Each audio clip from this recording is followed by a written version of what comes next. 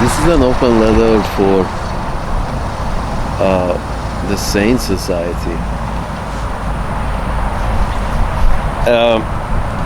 and Mr. John Stewart. Bravo, sir, bravo. And Mr. Tucker Carlson. Bravo, sir. Here's the thing.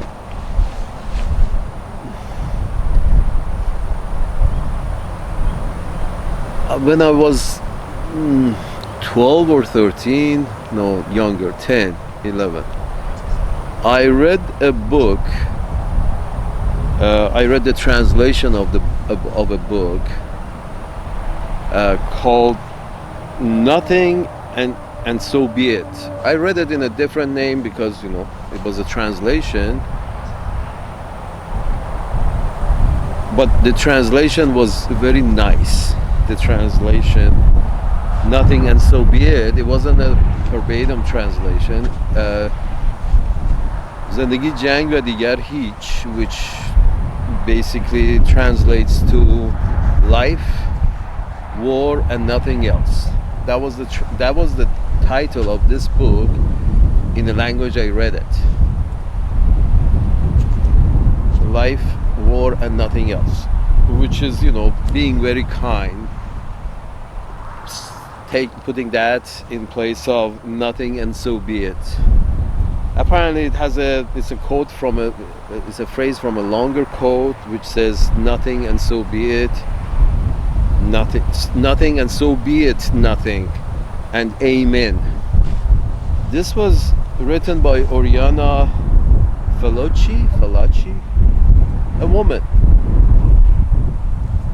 Italian woman who went through the war in Vietnam on her own terms, and nobody was telling her that no, it's dangerous up front, stay here, have a cocktail. That's how they treat the journalists today on your planet. They provide them with coffee, with cocktail, and tell them that no, it's dangerous, that you can't go there because it's dangerous. Why is it dangerous? Why are you so damaging so indiscriminately that if I as a press person go there with a press hat and a press jacket, I would be in danger? You shouldn't be unleashing violence so indiscriminately that you cannot distinguish between press and non-press. Then that means that's the answer to its own question that says, why are you reaching violence so indiscriminately that press wouldn't be safe in that country?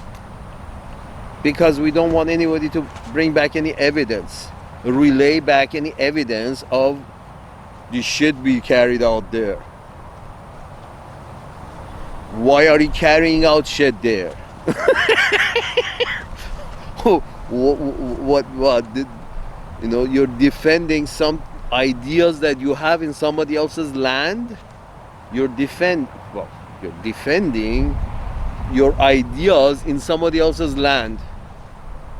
Isn't the problem with 9/11 supposedly, if the Arabs carried it out, which there are many doubts regarding that, but the point is this: assuming the Arabs carried it out, wasn't that because they were taking the problem was they were taking their ideas to your land?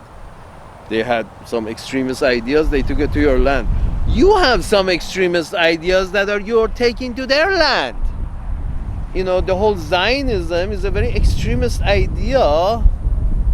The whole idea is extremist. It's not as, it's an ISIS kind of idea. It's a very selfish, self-centered idea that I am better, therefore this land belongs to me. Fuck you, get out, die, whatever. So but this is the thing. The same scenario was in Vietnam. However, anybody who reads this book,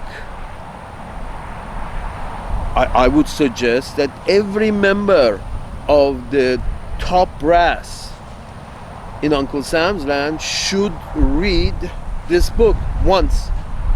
or have been read, you know have read to them, or listened to it on audio.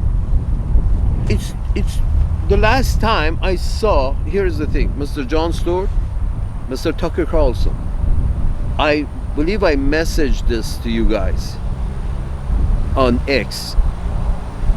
The last time I was looking at this book, it was on Amazon for sale for 1,600 something or 4,600 something. Anyway, some ridiculous number for one book. Question is, who has the right to that book? Don't you say capitalism should work? Whoever has the right to that book, when you can buy one copy for 1,640, I think it's time to reprint. But your capitalism seems to not to be working. Somebody has the right to this book. That one book was being exchanged hand for 1,600 or 4,600. I'm not sure. But one book was sold, and now it's unavailable. The book is nothing, and so be it. Who has the right to this book? Why aren't they printing? If they don't want to print it, why aren't they selling the right to somebody who would want to print it? Here's the thing, Mr. Jon Stewart. Here's the thing, Mr. Tucker Carlson. Your capitalism is supposed to work. It's not working. Somebody's holding back this book, the information that is in this book. The last time that what is the information? Is the information, it was the last time the military allowed reporters, just independent reporters, to be yellali tellali in the front line and gather information. That was the last time. Now everything is national security, so reporters can't mingle with the soldiers because it's a matter of national security. You put a sticker of national security on it, so now we didn't have an Oriana Falucci in Iraq, not really, because national security, and it's too dangerous in the front, and reporters cannot go to the front. So the last book about one of the reporters who independently went to the front and saw the shit up close and personal, she wrote a book about it. And after that, they didn't let reporters go to the front line anymore and mingle with the soldiers like she did.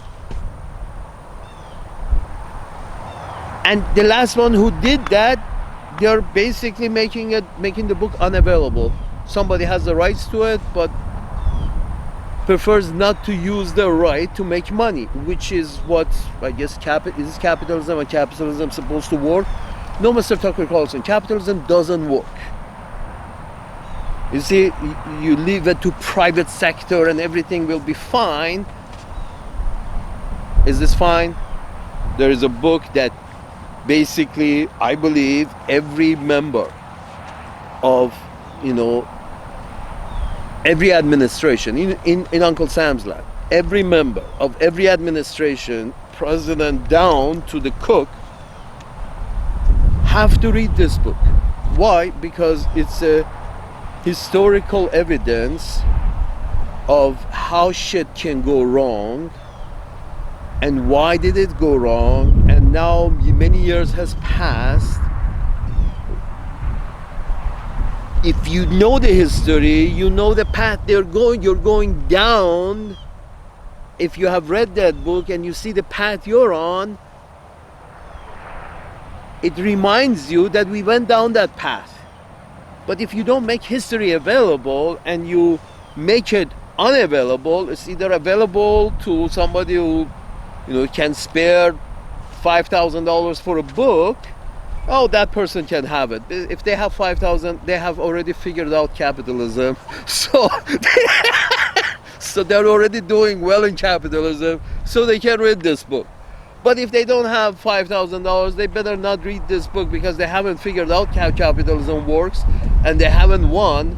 So they will recognize the patterns that they're going. The paths that they will recognize the paths that they're going. In this book, it goes all around. It's a very thick book. Yeah, I read it when I was 10, 11. it goes down the path of how a war spreads. You see, you're spreading a whole war in West State. Who's spreading it? You are suppressing the natives. You don't recognize this? You just brought down Syria. You got the Saudis under your dick. You got the Egyptians and the you know the Jordanians under your dick, basically subdued. Syria wasn't subdued, they got subdued. Iraq wasn't subdued, they got subdued. The whole North Africa was subdued. A few independent ones suddenly lost their independence as well. Then they became democratic in which you choose their leader for them by injecting money this side or that side. A democracy in which you provided lots of funds to your side, so your side won. Those who wanted to tango with you, those who didn't want to tango with Russia, they won in a very, they lost apparently. Then they did a coup. They brought all their, followers and did one of those coups or one of those revolutions that takes only 10% of the population to win. Most revolutions apparently are that. They say 10% determined win a revolution. 90% of people don't participate in any revolution. Anyway, the founding fathers of the United States were, determined. They weren't the majority. They were determined to have independence from the British. Now you're killing Yemenis. You're killing Yemenis who want their independence from, United States. You can't recognize, if you don't know history, you can't recognize yourself in the mirror. Life is a stage, and we are all actors. That's the acting part. If you know a lot of acts, you can recognize one in the other. You see, when you read a book, it reminds you of another book.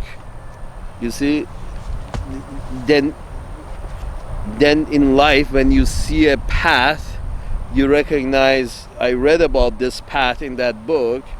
It didn't end so well, and I know that I know this is the same path because I can see the patterns. It's the same patterns. How all the countries around Vietnam was eventually involved in Vietnam. That's in the saga of Vietnam. And the Cambodians got bombed up a lot and eventually destabilized, and then the Khmer Rouge came. Then Thailand, Myanmar, whatever. The countries around. And you're thinking to yourself, China. Eventually the Chinese had to provide some. Again, the Chinese were doing what you are accusing the Iranians of doing is exactly what the Chinese were doing with regards to the Koreans and the Vietnamese. You are the pink skins invading them. They fight back. You are the guys from outside. This is just like Israel is the guys from outside. You brought them over from Europe, and they're fighting on your side. It's in East Asia. You bribe some of the locals, and you told them, if you're with us, you get better economic conditions. We support your economy, and you get lots of money. That's what South Korea is about, or Japan. You see where I'm going with this? If you know history, these folks all the folks who are in that Signal chat, my recommendation, please, for Pete's sakes, for God's sakes, for whoever you believe in sakes, please read this book. I mean, I read it when I was 10. I mean, you should read it at least. Here's the thing. Another thing I have Mr. Mr. Tucker Carlson, this thing about, bestsellers. What is this bestseller business? What is it that, who recommends these bestsellers? Because here's the thing, maybe bestsellers are, maybe it's a self-fulfilling prophecy that somebody likes to see some book read well by as many as possible. So all it has to be is, it has to be a half-ass well-written book. Even if it's half-ass, then the rest of it may be self-fulfilling prophecies. There are many good books in this world. I mean, I would say that a book that the last one that was sold was for, I don't know, $4,600 or $1,600, and even $1,600. That should be on top of everybody's bestseller, shouldn't it? It's sort of like if you can sell each book for $1,600 on Amazon, that should be a bestseller of all time. But why is it's not being reprinted? Why is the information being held back? You see where I'm going with this? Please, this is part of history. If you read this, you see you're following the same pattern in Africa, you followed the same pattern in West Asia now, you follow the same pattern in Central America. Everywhere, all at once, you find threats to your nation. How is it that a country, a piece of land in the middle of Indian Ocean, a nation in the middle of Indian Ocean or around Indian Ocean or Sea of Oman is a national security threat to you? This is what I just saw a clip of Mr. Huckabee in a testimony in the House or Senate or whichever one it was. Just a clip, small short clip of him, that the algorithm, it's your algorithm that brought it to me. The algorithm brought to me this piece of Mr. Huckabee's testimony that yes, we have to go subdue, more over there in West Asia, subdue more of their population, bring them under our thumb, because if they're not under our thumb, they're a threat to us. And I'm thinking, who is us? You do realize that geographically you have 12 hours time difference. Mr. Huckabee, if geographically on planet Earth you have 12 hours time difference with any place on Earth, if you draw a line from this side of Earth, you go to that side of Earth, pass straight in the middle, wherever you hit, that's the other side of the planet. And I believe West Asia is a kind of, it's really the other side of the planet. If you look at the planet from top, you will see the United States on one side and West Asia on the other. How would any of these motherfuckers, as long if they're not threatened continuously, so they have to arm themselves, you're doing also a self-fulfilling prophecy. You keep threatening the natives over there and attacking them and threatening them and attacking them and threatening them, that those who you don't own eventually will arm themselves because you are continuously threatening them. Of course they're going to arm more because you're saying that either bend over or else. So they don't want to bend over, so they arm. So they arm themselves. And the thing, you couldn't execute this maneuver in East Asia because China was too united and too powerful. Apparently we have to thank the Mao's revolution, or else, But so far the Iranians have been very impotent because, they're not as productive as the Chinese. They're not. They're laid back. Iranians, if you leave them alone, they like to sing and dance. they're not really. If you just gotta leave the fuck them alone. They don't want to bend over. They just don't want to bend over. But the point, if Iranian was half as competent as Chinese, or you know, you already have South Korea over here, Israel, and everything would have been done. But that's it. The Arabs are not as competent as Chinese. Certainly not as competent as Chinese. The Iranians are not as competent as Chinese. Nobody over there in West Asia are as competent as the Orientals. Therefore, you're creating a mess and just continuously moving inland. You keep slaughtering the natives, then you'd say why the natives hate us. And it's you slaughtering the natives because you want to have pure white cities. You don't want to mix with the natives. It's their native land. They were living there before you were living. I don't care who was living there 3,000 years ago. Let's imagine it was your ancestors. Still, you have come to the land of your ancestors. You're welcome. But do you mind? I'm also sitting on the land of my ancestors. It's just, let's assume your ancestors were also here. But that doesn't nullify the existence of my ancestors. Existence of your ancestors doesn't nullify the existence of my ancestors. So if you claim that your ancestors live on the land, that doesn't mean that you should kick everybody who's living there on the land out right now, because this has to be purely me, all about me. This is the thing. You're going down exactly the path of Vietnam, encroachment of white people on Asia. That's what time it was on the East Asia. This time it's in West Asia. The East India Company was when it was in encroachment in South Asia.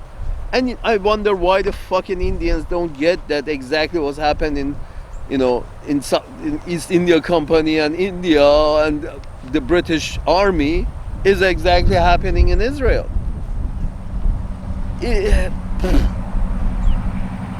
And you're thinking to yourself, you tried this. If you had known your history, if you have read some of your history, you tried this. It doesn't work.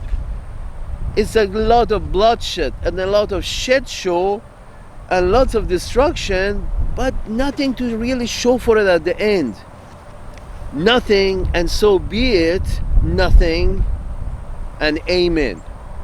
I would actually could see Mr. Huckabee saying that.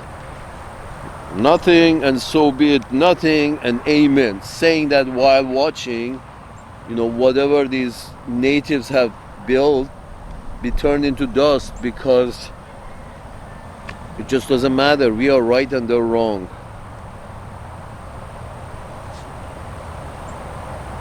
Any history book, if anybody of these, high brass in the government, any of them, if they have opened this one book, it should be mandatory. I mean, because it's a third-party view. She was an Italian writer, so she wasn't Asian, she wasn't Chinese, she wasn't American, she wasn't fucking British or the fucking French. No, she was Italian, and a very free thinker, and she has lots of other books that they all also should be this #1 bestseller in somewhere. But all we see here's a bestsellers from Times Magazine. But who's keeping this count? Because here's the thing: when you tell, what does an average person do? If they have any time to read, they go and look up what is the bestseller. Give me the first 3. They read maybe the first, the first. They read the first. Maybe they read the second. Hopefully they read the third. But they don't start from number 21. They don't start from number 51. So what if the system wants you to read such and such a book. So basically, does a self-fulfilling prophecy. Basically says that this is number one, and in a way, it actually becomes number one because so many people want to have only time to read number one every month if they have that time, or number two, number one and two maybe. Nobody has the time to read number 125 every month, every year. So this is the thing. The system gives you, basically tells you what's bestseller. It has to be good, but what if they massage the number? Certain books they don't even recommend. It's sort of no, this was in this is not in our recommendation list. We didn't even look at that book. Oh, it's dubious sources. We don't accept the view of the writer. We don't agree with them because they're South African, Somalian, Indian, or some Malaysian, Indonesian. No, we don't agree with their viewpoints. So they don't even make it to our reading list, to even make it to number one or two. So you're leaving out large portions of your people don't know their own history because first of all, the book was not recommended. That third party view of history was not recommended to them to read. To those who like to read in that society, forget about the 70% who don't like to read. To the 30% who do like that, that's the whole bias starts. That's the whole bias of the common man. Forget about it. But even the intellectuals are misguided because if it's not part of the curriculum, they haven't read it. They were lucky between the parties. They were lucky if they had time to read just the curriculum. You see what I'm saying? Where I'm going with this? So if it's not recommended and they don't read it, it's not part of their perspective. That's when I hear a lot of these Western women, when they make a comment with regards to the life of the woman in the East, and I'm like, are you from there? Are you from their culture? What do you know of their culture? And how can you determine whether they're having a good time or they're having a bad time? And if even if they are having a bad time, it's sort of like, how's their men's time? Are the men doing better? And you can't actually say it's sort of like a sick society is a sick society. If the women have a bad time, it's probably because the men are having a bad time. And if the children are having a bad time, it's because their family are having a bad time. So you can't really, if the prisons are filled, it's because the society is sick.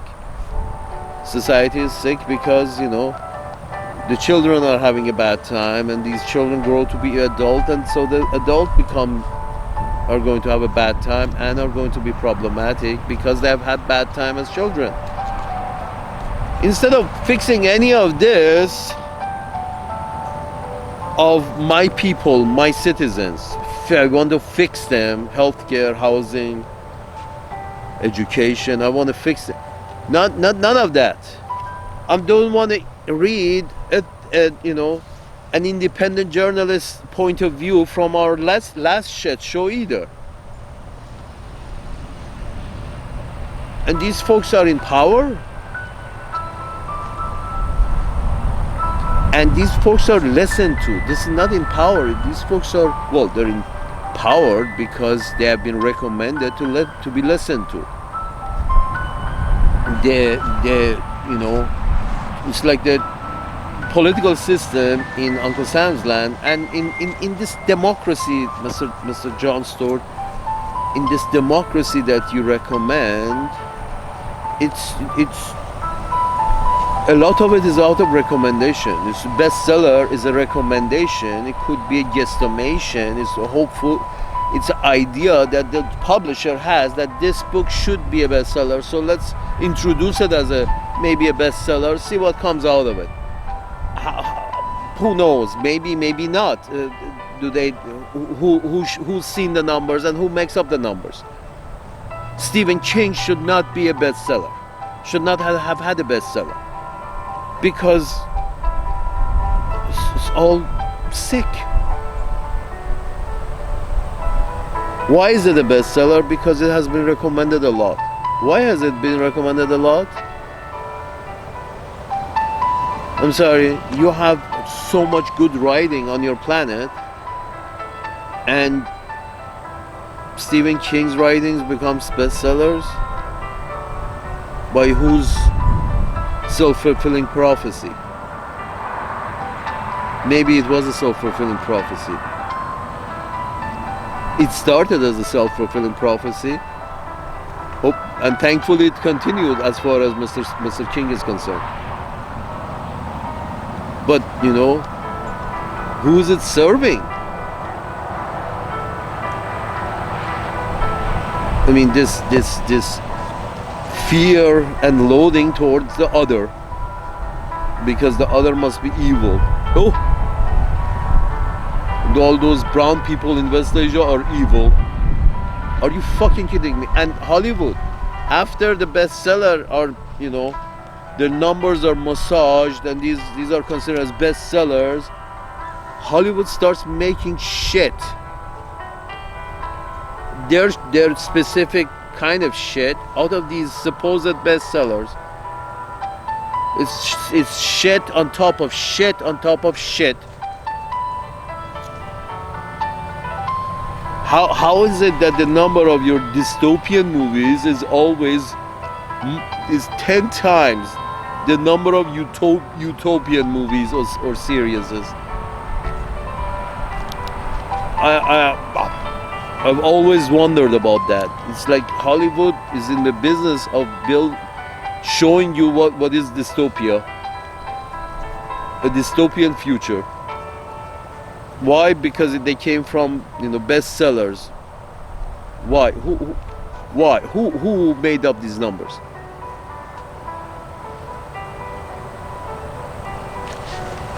Again, Hollywood starts making telling these stories for the 70% that don't read.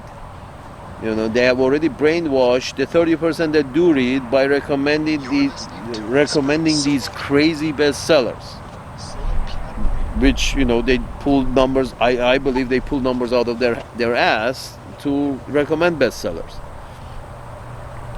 That's the 30% that are brainwashed with bullshit, and the 70% are brainwashed with Hollywood. The 70% who don't like to read are brainwashed by, you know,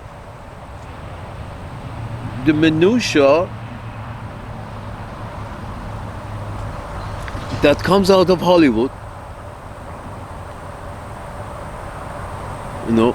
And I'm thinking to myself that, so if you have matured under a diet of minutia from Hollywood, in which, you know, only one perspective is advertised. One perspective is, you know, the idea of, you know, we are the superior and they are the inferior, we were the good guys and they were the bad guys, we were the, you know, and nobody says, you know, we have a saying, we say nobody says, my yogurt is sour. You know, we have a sour, when yogurt becomes sour. When a stale yogurt is sour. So in the old saying, in the shed hole I came from, we have a saying that says nobody says that my yogurt, no seller says my yogurt is sour. They always say it's sweet. And, you know, and by the time you get home, it turns sour. The next day you come back and say, motherfucker, you sold me a sour yogurt. The guy is going to say that, no, it was sweet while it was here. From the time that it took you from here to go reach home, Probably during that time it became sour. Anyway, my point is something else. So Hollywood produced a minutia of good guys and bad guys, and always, our yogurt is never sour, so we are always the good guys. So the 70% are satisfied with very little explanation, covering things very topical manner, and then the 30% readers are also satisfied because number one bestseller book from this guy and that guy, and you wonder, wow, so you can actually be made successful. I mean, even now it's acceptable that to publish ghost books, that is, somebody else has written it, and it's acceptable that somebody else just put their name on it, so his name sells that his product, and I guess they share 50-50. And the publisher who massages the number and determines which book is the bestseller. So let me put it in another way. The publisher decides what he wants to write about, what he wants to advertise. So he tells the ghostwriter to write that kind of advertisement, whether it's a novel or some kind of a very skewed historical viewpoint. So the publisher tells the ghostwriter to write such and such a book and put that skewed perspective of the world on paper, and then the same publisher finds some guy who's got a well-known name and asks them to put their name on the book. So the idea is not of the ghostwriter. The idea comes from the publisher. The ghostwriter writes it, and then they find somebody else to put their name on it. And meanwhile, the system, the publisher, whoever has the oomph, the money, the oomph, the know-how to publish, is basically running the show.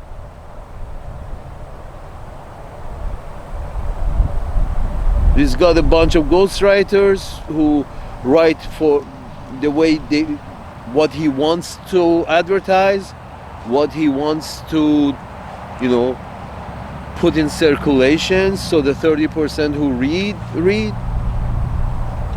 And then, if this publisher and the producers in Hollywood have a good relationship, such nonsense makes its way into a movie, so the other 70% can be manipulated as well. You got a good show, folks. You got a good show. Salute.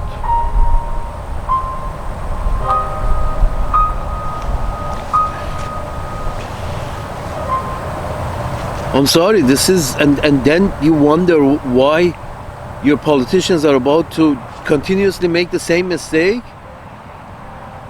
Apparently nobody told them about the last mistake and how it looked, the topography of the last mistake.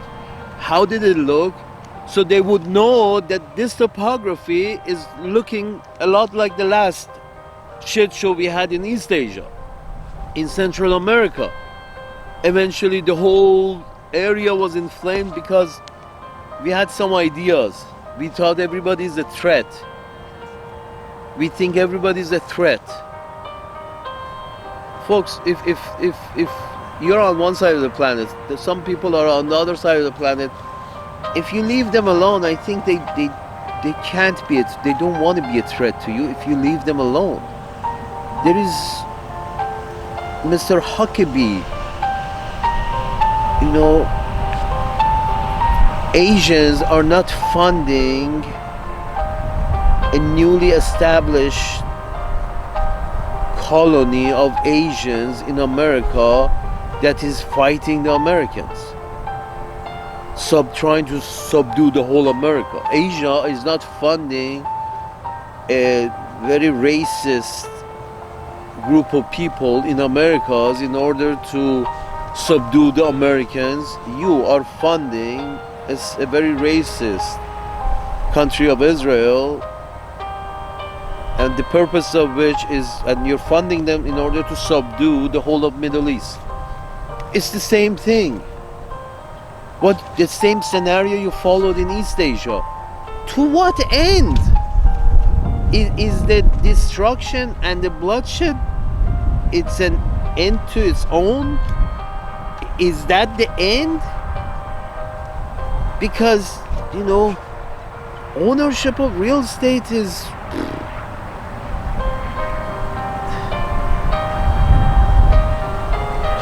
In ownership of real estate in that way, it comes with a stigma.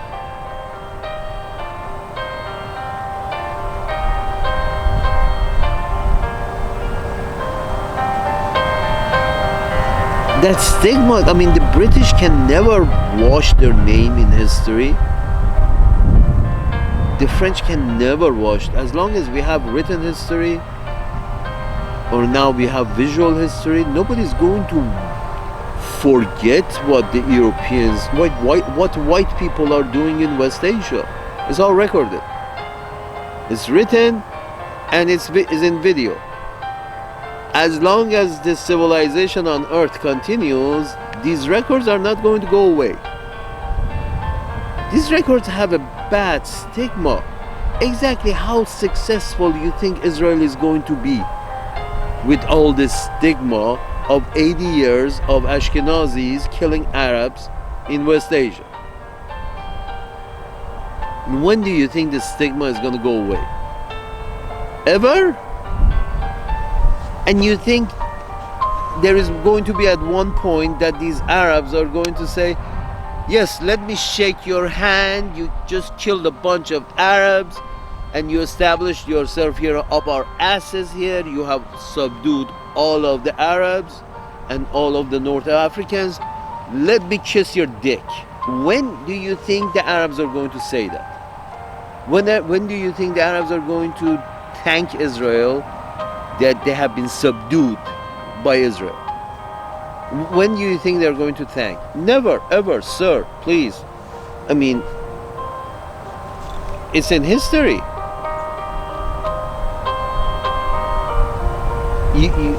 I'm not sure what are you pushing. Please read, sir. Mr. Huckabee, Mrs. Huckabee, and all the little Huckabees, please read Nothing and So Be It by Oriana Falucci.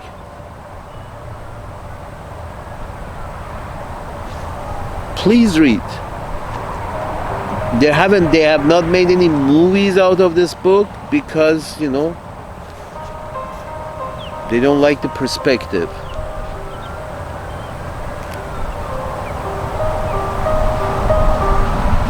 They don't like the perspective.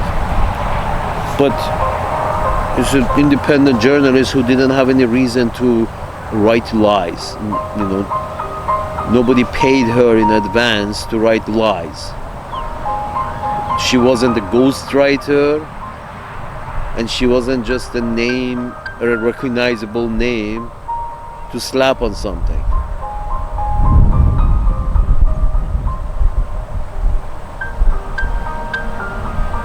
When people start writing more, people start books comes out in their name. They have more books out that written that they have read. There is something wrong with the system. You can tell the guy has barely read 2 books and he has already written 5. And they're all bestsellers.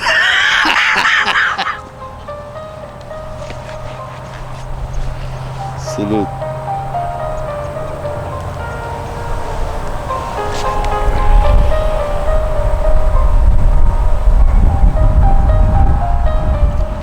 Sir, this is, please, Mr. John Stewart, we want to do something good. Please make this book well known. Find who owns the right to print this book and buy the right, and if they don't sell the right, take him to court and say, why don't you want the information on this book to come out? Why are you blocking the right to this book? If it's and if you force them to sell, you're going to make a lot of money, because as I said, they just sold on Amazon for $4,000 for one book. So you're gonna make your money back. But please make this book famous. Nothing, and so be it. This should be mandatory reading in all the colleges, in all the universities, because it's history from an independent perspective, from one of the biggest mistakes that the military-industrial complex made.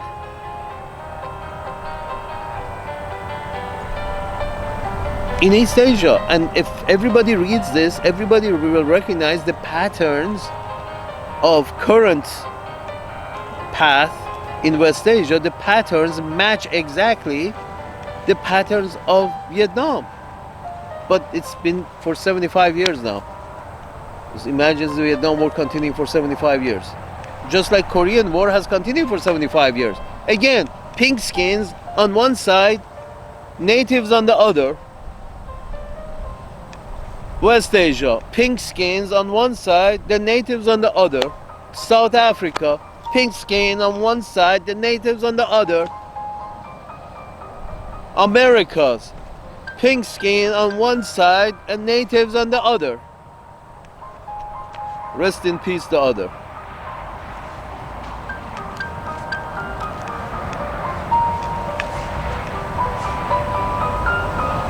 I mean, there is a pattern there, Mr. Carlson. It's just, this is nonsense. You keep going down the same path because your people don't see the patterns matching. They think this time they're going to get a different answer.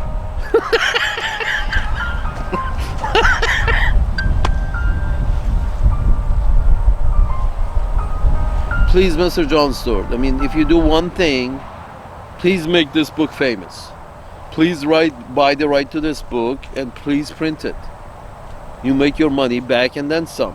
If they don't sell, take them to court. Find out why certain books are banned, who picks the top bestsellers, and why is these, and are they massaging the numbers?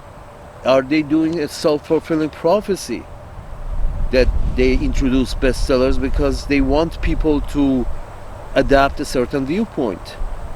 So they put their own viewpoint on paper by a ghostwriter, slap somebody's name on it, and declare it bestseller the next day, making sure it becomes a bestseller. But it's all the publisher's ideas, the big guy's ideas, Jeff Bezos's ideas. These are, the ideas of very select few people that is being promoted. The ideas of Stephen King is being promoted. Very disturbing ideas, if you ask me. It's a personal view, but it's things that shouldn't be repeated. I think, Stephen King's books are those things that should be abhorred upon. It's horrible. Why do you want to, bring such an imagery to your mind that Mr. Stephen King describes? By many accounts, these images that Mr. Stephen King describes, by many accounts, he has said it himself that a lot of times drugs was involved while he was writing these hallucinogens and cocaine and this and that. And I'm thinking to myself, so I'm reading I read one of his book up to the middle, and I couldn't continue. I just couldn't. I don't want to bring these imageries to my mind. You die one day, okay, you die one day, but who wants to bring those imageries to mind? Imageries that are not productive. Yes, just nothing and so be it. Bring some imagery to mind. But it's an imagery that is productive. It's history. It was history. It happened. How it happened, how everybody got involved, how the whole area of East Asia was inflamed. If you had read it, if you know what shit will go down on the ground, you don't support it because you already know how that it ended. It ended with a stigma on Uncle Sam.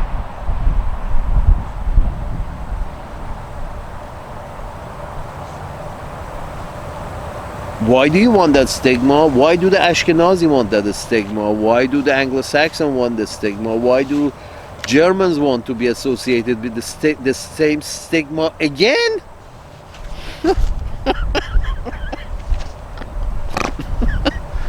I'm looking at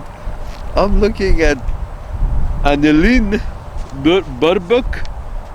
I'm looking at Annelien and I'm thinking, how stupid is this lady? She thinks by supporting Israel, she's somehow trying to avoid the last stigma of, treating the Jewish people bad in Germany, but while at the same time creating the same stigma, being associated with the same stigma, but this time against the brown people. It's like, oh God.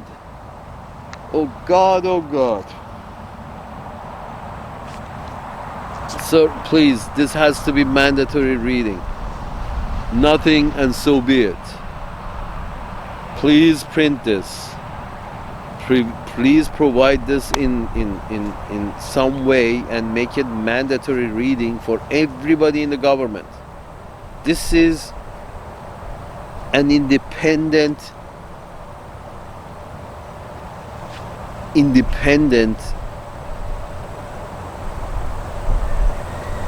reporting of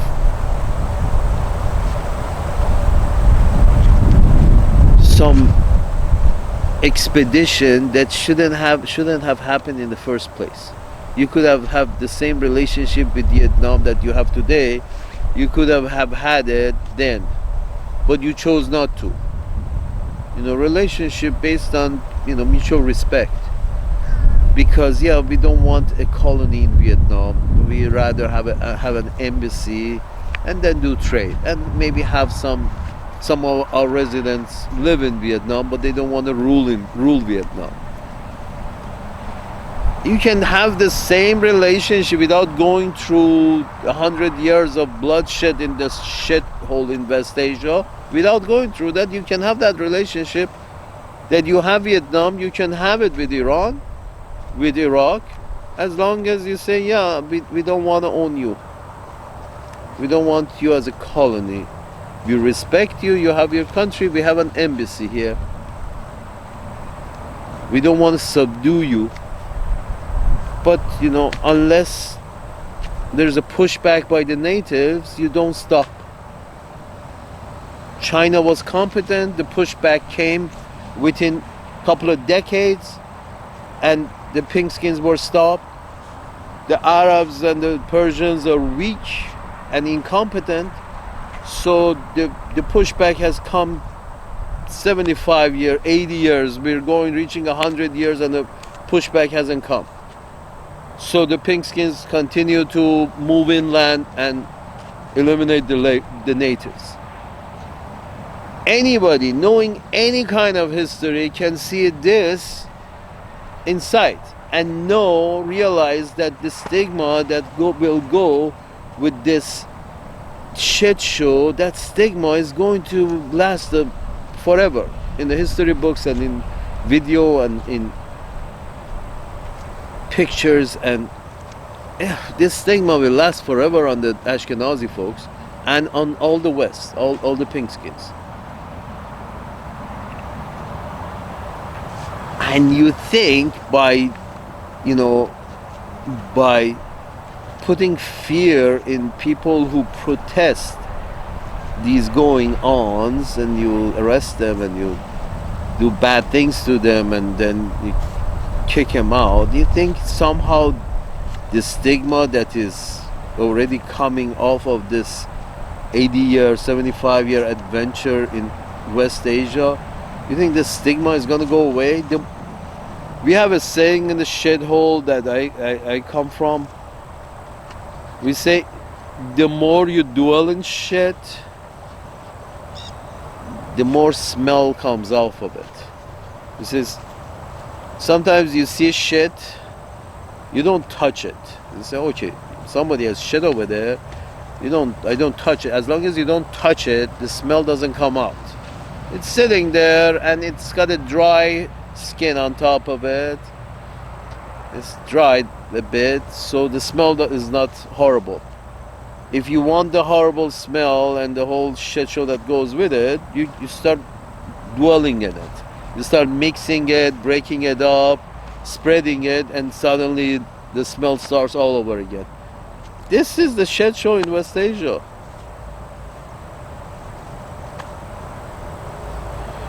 I'm not sure what kind of a conclusion my pink skin friends in charge, not all pink skins, most pink skins don't know what the fuck is going on over there because they're too involved with their day-to-day life. I had a girlfriend that a few times during our relationship, a few times in the morning, I had my laptop on. She used to watch these morning shows from these local TV channels that was just, bullshit. They were talking about nonsense the whole time. 2 people, 3 people sitting down. I believe you call it banter. 2 people, 3 people sitting down and talking about nonsense. And, just laughing and having good time and talking about nonsense. And a few times that I woke up there in the morning, I put up my laptop and I started listening to international news from different websites and turned her TV down to listen to my news, and I told her that, why don't you listen to this? This is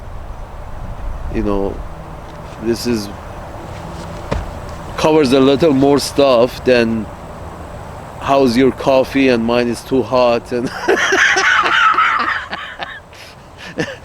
and covers a little more than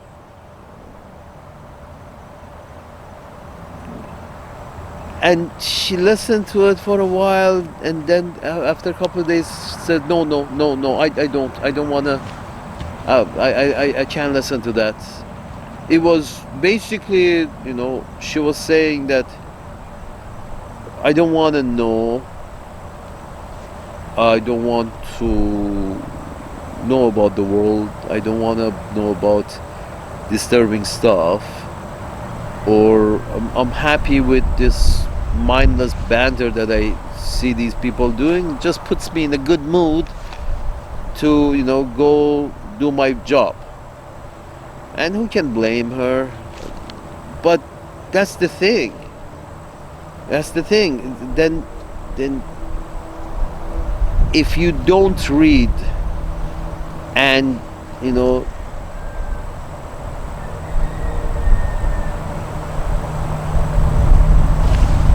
the bullshit from Hollywood covers most of what you know of the world, and the Hollywood never tells the real history. Or I can say Hollywood only tells the history from very specific perspective. Very few movies that came, against Vietnam War were very famous, but there were many books from especially, non-American authors around the world that came out, and they all had an experience of Vietnam, which none of them were complimentary to Uncle Sam's managers, and most of them never, made it to Uncle Sam's best-selling list or reading list or recommended reading list, and never were, came to Hollywood, never heard of them, never cared to hear from them, heard of them but never cared to hear. So I'm sorry, the whole thing is this capitalism, Mr. Tucker Carlson. It's basically create a matrix in capitalism, creates a matrix, keeps people working on their hamster wheels, covers up the kind of information that helps prevent some unproductive things happening, because those unproductive things are productive in short run. War is a very productive thing in a very short term manner. You use a lot of bombs, that there goes a lot of money circulates within the economy for the production of those bombs, and then some money, some economic activity has to take place in order to rebuild. Again, this is short-term economic activity is the objective. If your short-term economic activity is the objective, war is the way to go. But long-term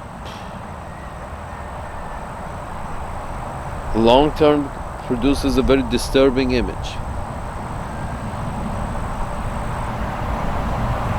And these disturbing images keep showing up because this book is unrecognized, unread, and unavailable. Unrecognized, unread, and unavailable. Are you kidding me?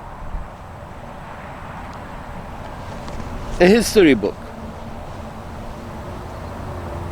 A history book that will do a lot of good if people knew about it. If people was recommended to them to read it. If it was available.